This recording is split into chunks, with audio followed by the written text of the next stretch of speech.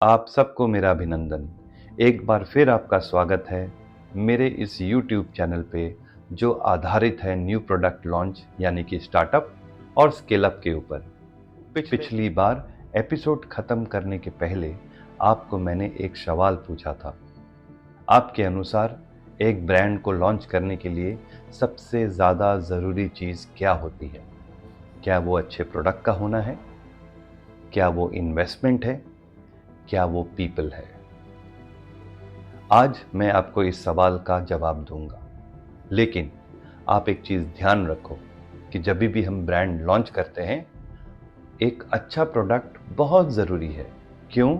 क्योंकि अगर आपके पास अच्छा प्रोडक्ट नहीं है तो आपको रिपीट कस्टमर्स नहीं मिल सकते।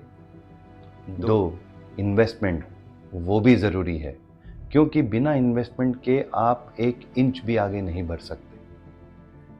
तीन, लोग, अच्छे लोग होना जरूरी है, बिना उसके ब्रांड लॉन्च नहीं हो सकता।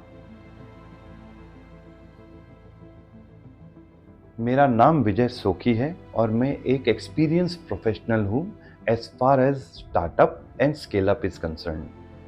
25 साल के करियर में सिर्फ हिंदुस्तान यूनिलीवर लिमिटेड ही ऐसी कंपनी थी जो इस्टेब्लिश थी, जिसके साथ में एसोसिएटेड था। इसके सिवाय बाकी कंपनियां या तो स्टार्टअप थी या तो रीलॉन्च के स्टेज पे थी। इसीलिए जो अनुभव मेरे पास है, उस अनुभव से आपको काफी लाभ होने वाला है। अब मैं आपको उस प्रश्न का उत्तर देता हूं जो मैंने आपको पूछा था कि क्या चीज है जो सबसे ज्यादा जरूरी होती है जब हम एक ब्रांड लॉन्च की बात करते हैं। तो उसका उत्तर है, अच्छे एम्प्लॉय का होना बहुत जरूरी है आपको सक्सेस की तरफ ले जाने के लिए। मैं ये इसलिए कहता हूं क्योंकि इंडस्ट्री में इतने एग्जाम्पल्स हैं जहां पर कंपनियों में ताला लग गया। क्यों? क्योंकि उनके एम्प्लॉय सही नहीं थे। बहुत रॉन्ग कमिटमेंट्स गई, जिसकी वजह से कंपनियों को बहुत घात मिला और उनके पास बंद करने के सिवाय कोई दूसरा चारा ही नहीं था। इसका विपरीत भी बिल्कुल सही है। कुछ कंपनियां जो इस्टेब्लिश होती हैं, जो रेप्यूटेड बनती हैं, वो भी इसलिए बनती हैं क्योंकि उनके पास अच्छे लोग होते हैं। तो both examples are there, good and bad. अब आप मुझे एक सवाल पूछ सकते हैं कि कहां से मिलते हैं ये अच्छे लोग। इसका आंसर मैं आपको ये दूंगा कि भाई, अच्छे लोग मिलते नहीं हैं, आपको ढूंढना पड़ता है। और उनको ढूंढने का एक सेट प्रोसेस होता है। अगर आप उस प्रोसेस को फॉलो करते हैं तो आपको अच्छे लोग मिलेंगे। अब आप एक चीज और ध्यान रखो कि अगर आपको वो एक्सपीरियंस नहीं मिलता है जो आप चाहते हैं अपने ब्रांड को लॉन्च करने के लिए, लेकिन आपको एक ऐसा आदमी मिलता है जो डेवलप हो सकता है, तो आप उसको हायर करिए और उसको डेवलप करिए।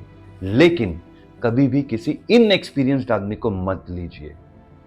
मेरा पर्सनल एक्सपीरियंस कुछ लोगों के साथ ऐसा भी है कि वो इनएक्सपीरियंस लोगों की वजह से बहुत दिक्कत फेस किया उन्होंने। और उनको जब पूछो कि भाई आपने इनएक्सपीरियंस लोग लिए क्यों, तो उनका जो आंसर आता है वो ये है कि अच्छे लोग मिलते ही नहीं हैं, तो इसलिए हमने इनएक्सपीरियंस लोगों को ले लिया। मत करिए ऐसा, लॉस आपको ही है।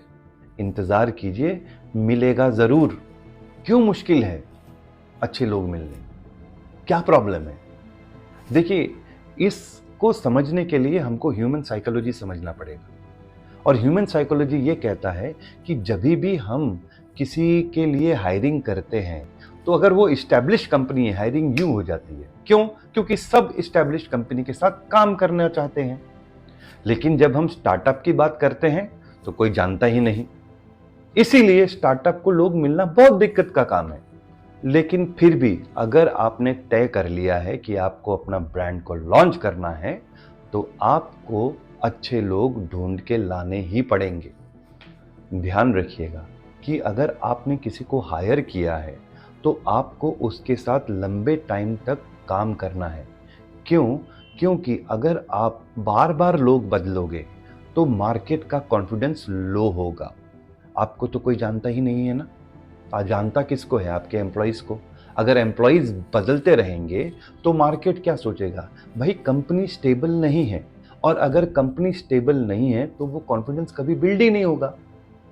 कॉन्फिडेंस एक बहुत इंपॉर्टेंट एलिमेंट है जिससे आपका अस्तित्व बनता है, और मार्केट में आपका अस्तित्व बनने के लिए सबसे पहले लोगों को आपके ऊपर भरोसा होना ज़रूरी है, और भरोसा उन लोगों के ऊपर होता है जो सॉलिड होते हैं।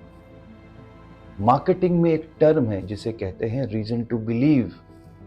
अगर आपका रीजन टू बिलीव स्ट्रांग है तो ना आपको एम्प्लॉय ढूंढने के लिए तकलीफ होगी, ना आपको अच्छे डिस्ट्रीब्यूटर ढूंढने के लिए तकलीफ होगी, और मार्केट आपके प्रोडक्ट को एक्सेप्ट करेगा। क्या होता है ये रीजन टू बिलीव? मार्केट क्यों करेगा आपके ऊपर भरोसा, और कैसे करते हैं ये? इस सवाल का जवाब आपको मैं अगले एपिसोड में दूंगा। तब तक के लिए जिन बातों के ऊपर मैंने आपको कहा है, आप उसके ऊपर गौर करिए और ध्यान रखिए कि आपके लोग सक्षम होने चाहिए, उन्हें डेवलप कीजिए, क्योंकि कहा जाता है a good employee can only build a good company. मैंने आपको पहले एपिसोड में बताया था कि जब भी मैं आपके सामने आऊँगा तो मैं आपको एक स्टोरी बताऊँगा जिससे आप अपने आप को कनेक्ट कर सकते हो। तो वो स्टोरी का समय आ गया है। इस बार की कहानी मेरे ऊपर आधारित है। जैसे मैंने आपको पहले कहा था, मैं हिंदुस्तान यूनिलीवर लिमिटेड का एम्प्लॉय था। सब कुछ सेट था, ग्रोथ थी, टेंशन नहीं थी, वॉल्यूम बहुत बड़ा था। तब मेरे जहन के अंदर एक सवाल आया कि अगर मैं हिंदुस्तान यूनिलीवर लिमिटेड का नाम विजय सोखी से हटा दूं तो विजय सोखी है कौन? और इस सवाल ने मेरी जिंदगी को उलट-पुलट कर दिया, और तब मैंने ज्वाइन किया APJ Typhoo tea private limited. Probably मैं शायद उस कंपनी का 5th और 6th एम्प्लॉय था, और तब कंपनी का सेल था 0। आपको मैं और एक चीज बता देना चाहता हूं यहां पे कि बहुत स्टार्टअप एक गलती करते हैं। उनको लगता है कि भाई अगर हम एक इस्टेब्लिश कंपनी से किसी को हायर करते हैं हमारे स्टार्टअप में, तो हमारे स्टार्टअप को बहुत बेनिफिट मिलेगा। लेकिन आप एक चीज का ध्यान रखिएगा, एक इस्टेब्लिश कंपनी को आगे लेके जाने का जो टैलेंट होता है और एक स्टार्टअप को स्टार्ट करने का जो टैलेंट होता है, दोनों अलग होते हैं। अगर आप इस्टेब्लिश्ड कंपनी के आदमी को एक स्टार्टअप में डाल देंगे तो उसको समझ ही नहीं आएगा कि हो क्या रहा है। जो मेरे साथ हुआ था, 6 महीने तक तो मुझे कुछ समझ ही नहीं आया कि क्या हो रहा है। बट मैंने अपने आप को डेवलप किया और मुझे एक राइट डायरेक्शन मिला, जिसकी वजह से आज मुझे बहुत खुशी होती है ये कहते हुए कि टाइफू एक इस्टेब्लिश ब्रांड है अपने कैटेगरी के अंदर। और इस दौरान मैंने एक और डिसीजन लिया जिसकी वजह से मैं आज आपके सामने बैठा हूँ। ये सोचा कि हर एक लोग अगर इस्टेब्लिश कंपनी के साथ ज्वाइन करेंगे, काम करेंगे, तो स्टार्टअप को कौन देखेगा। यहीं पर sharp consulting and implementing company को मैंने बनाया, और मैं पिछले 8 सालों से सिर्फ और सिर्फ स्टार्टअप और स्किल अप में कंसल्ट करता हूँ। इतना ही आज के लिए। उम्मीद है आपको ये एपिसोड पसंद आया होगा। नेक्स्ट एपिसोड में हम रीजन टू बिलीव के ऊपर बात करेंगे। Thank you very much. Wish you all the best.